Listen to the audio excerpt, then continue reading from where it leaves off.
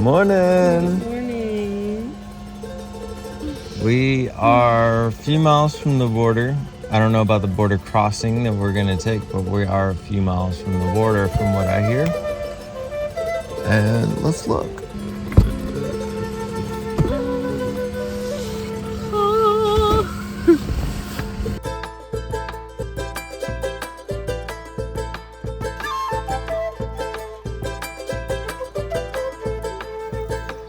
Well, we got some trucks doing some stuff out here in our wilderness spot. This is BLM, so somebody's got to maintain it. I guess that's what they're doing. But we're getting ready to go to Mexico.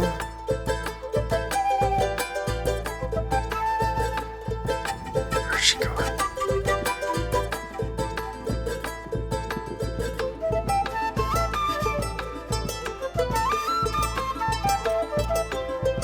Coffee table, nice baby.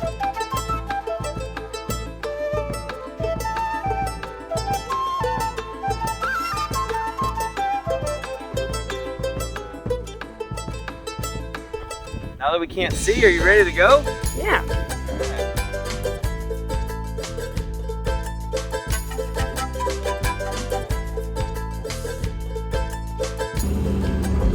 Alright, now we're backing up because the road got a bit treacherous and we realized we were on the road that GPS originally tried to take us down to get here, but there's a locked gate at the end, at that end. So we can't go that way. Yes, this is the spot. Yay! We found our way out. We thought that fence back there was a gate. We're like, oh god, they locked the gate. We live here now.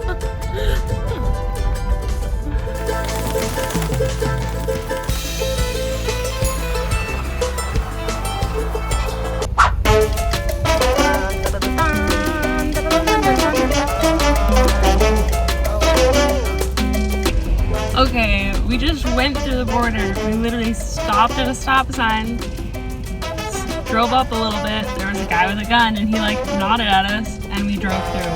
We didn't have to show any ID, not our passports, nothing. Not our insurance. I didn't even feel like that was... I don't know, That was took weird. like 30 seconds. Yeah, That doesn't seem right. never done that at a border crossing. Like, I was waiting for someone to talk to and there was Yeah. no one. It's like, what are you doing? Why are you One guy with a gun and a mask and he was like, alright, keep going. What are you doing? What do you need? Go. Oh He didn't no. even say that. He didn't say anything. He just nodded. Alright, we're in Mexico! Yay!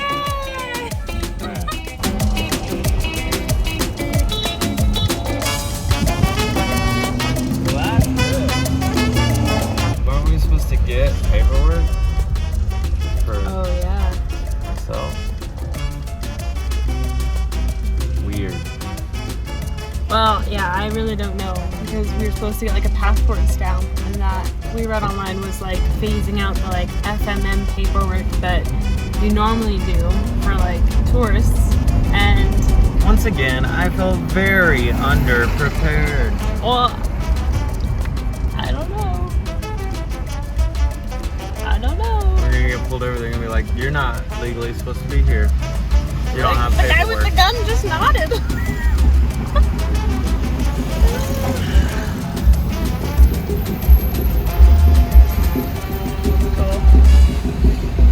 So we have to stop and get pesos. We looked it up online and it said that there's a couple different banks and the exchange rates are better if you just use an ATM, and it gave a list of some reputable ATMs with like banks that are reputable in Mexico. So we gotta go do that, but we also, I don't know, I feel like we need to look up if we need to get our passports stamped. Right. And I don't know what to do about that, because I don't feel like if we get pulled over, they're gonna be like, you know, you crossed illegally. So we gotta figure that out after we get money. We went inside a grocery store to use one of the ATMs, and it was a little bit confusing, but Dustin used his like Google Translate camera to show us what it was saying on the screen, and it's pretty straightforward. The only thing to note is that at some point the screen is going to ask you to hit accept or decline the conversion fee. Hit decline, the conversion rate will be handed by your card provider, and that's usually a lot closer to the actual conversion rate. We found this online. I'll put the screenshot of the article that I read here. So we just went into a grocery store and used an ATM to get pesos. It was kind of confusing.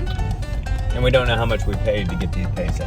We don't know how much we paid, but like we need them. I don't know. Hopefully we'll figure this out a little bit better in the future. But now I Googled it and it looks like we do need an FMM is what it is called. It's like documents that you need to carry with you with your passport that they ask for if you get pulled over by the police, when you have to stop at a security checkpoint. All those places need the FMM document and your passport. So we didn't get that when we crossed the border, which I guess we were supposed to, but so we looked it up, and if you go to an immigration office, then you can get it there. So that's where we're headed next, so that we don't go to jail in the future. We found it, but it looks pretty closed. I&M? Yeah. So the office is closed, and Dustin was reading online, and we realized we messed up the border crossing. We were supposed to park before we crossed and walk over into a building and get the FMM paperwork, and we didn't. So now we're not legally in Mexico. So I think we're gonna drive back to the border and try and figure it out. We were getting ready to drive back over to the US side and then ask questions when we come back in, but it turns out, we looked up on iOverlander, it turns out we don't have to do that. A lot of people come through, park, and then go back in. So we're gonna go back to the border crossing, and hopefully we can just walk in, get what we need. I'm really glad we figured this out when we did. It would suck to be in Cabo and get pulled over and find out that we didn't get the paperwork we needed, and you know. I don't think we would have made it to Cabo. I think we would have got stopped at a checkpoint long before then and sent to jail. Hopefully not jail, but we'd probably have some issues. Oh well. Back to the border crossing we go.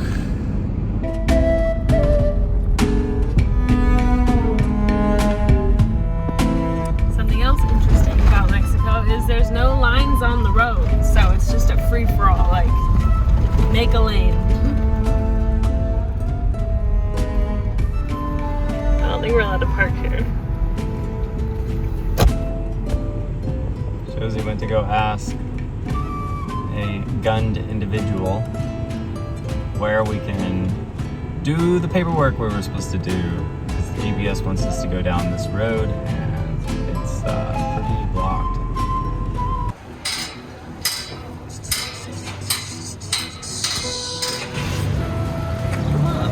Come on, let's go. Now we are legal in Mexico. Yay! We thought that border crossing was way too smooth, and it would have been just a smidge less smooth if we had to go walk back in there, if we knew this in the first place, but now we know. Pretty much pull in, park, walk back through, or you can do it while you're parked on that side, which is easier. It took like 5 minutes in there, filled out a little paper, paid $42 each, and now we're good to go. And no need for a temporary import pass for the vehicle, no TIP. For Baja, that is, for mainland, we'll have to get that when we go across, but nah, super simple. It was super easy, and the people were super nice. Like, we didn't know where to go. We were stopping and looking for a place to park, and so we stopped and asked one of the security people with a big gun, and she was really nice. She didn't speak English, but she like pulled up her phone and put in like Google Translate and started saying like, where do you need to go? And you can park over here and then walk over there. People in there were really nice, and they spoke English inside the office. It was great. 10 out of 10 experience. We're now legally in Mexico. We passed the taqueria though. Where are we gonna eat breakfast? Wherever we want. A celebratory, we're not going to jail breakfast. Oh. Alright, we found food, found bongos, and yeah, it's delicious. And we haven't paid yet, so we don't know how much it was. but not much. I think it's like 90 pesos, which is per burrito, 180 pesos plus 50. So 230 pesos. It was 230 pesos for this delicious meal. how much is it? How many dollars? Good question. 230 pesos is a little over $13. I had to do math. Yeah, but we got it. A little over $13 for this delicious meal. Not bad. We're in Mexico!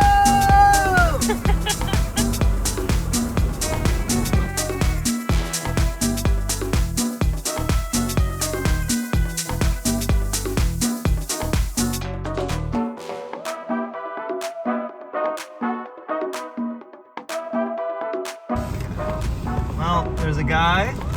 So we've been stuck in traffic for like an hour. And there's a guy over there selling fluff. What is this called? Cotton candy. And Josie loves cotton candy. So This is the best thing ever. If there's a traffic jam, there's people just walking down the street selling snacks. We saw one guy hop out of his car, went into a grocery store, buy a beer, come back out and start selling it. yeah, it's kind of cool. I mean, we've been stuck. I didn't want to take shortcuts, and I think that is a mistake. Like, we've been in some serious traffic. Look at all this. This was $3 US or 50 pesos. Wow, this is great. This is the best traffic jam I have ever been in. Can you say that again? So this is great. I already love Mexico. Cotton candy and traffic. Oh, She's in love. I am. And it's just cool to be in a place where, like, it's completely different. Not completely, but a lot of stuff's really different. Like cotton candy and traffic jams. So we finally merged from 3 to 1 lane, and we are moving. This is the fastest we've gone in over an hour. Originally, we were supposed to get there at 4 o'clock, and now we're sitting at 6:30 ETA. But I don't think that's gonna go up too much more. Hopefully, we can make it by dawn. What do you know about this campsite, Josie? I don't remember. I marked from where we crossed the border down to like a quarter of the way into Baja along the route that we were gonna take. That way, like every few hours, I marked a campsite so that we wouldn't ever get stuck without a campsite if it was starting to get dark. So I don't remember. I think it's by the beach, and I think it's going to be beautiful. You think it's by the beach? I think it's by the beach. I didn't know we were by a beach. I mean, like, by the, I don't know. I don't know where we're going. Yeah, it doesn't look like we're about to show up to a beach. No, not at all. An hour away. Yeah, The camping spot's an hour away. yeah. How much? We got this an hour on these roads? Yeah. Oh man. It's gonna be beautiful. It's gonna be If we beautiful. make it.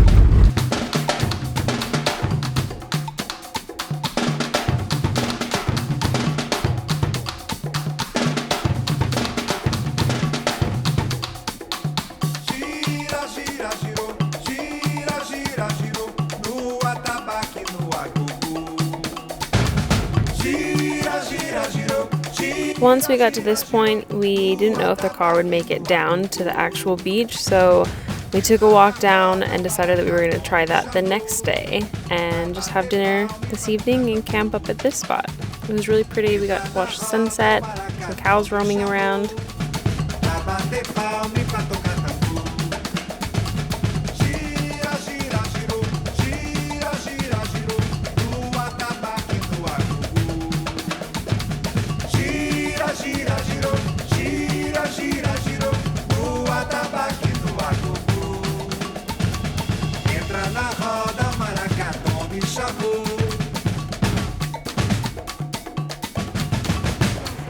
Entra na roda.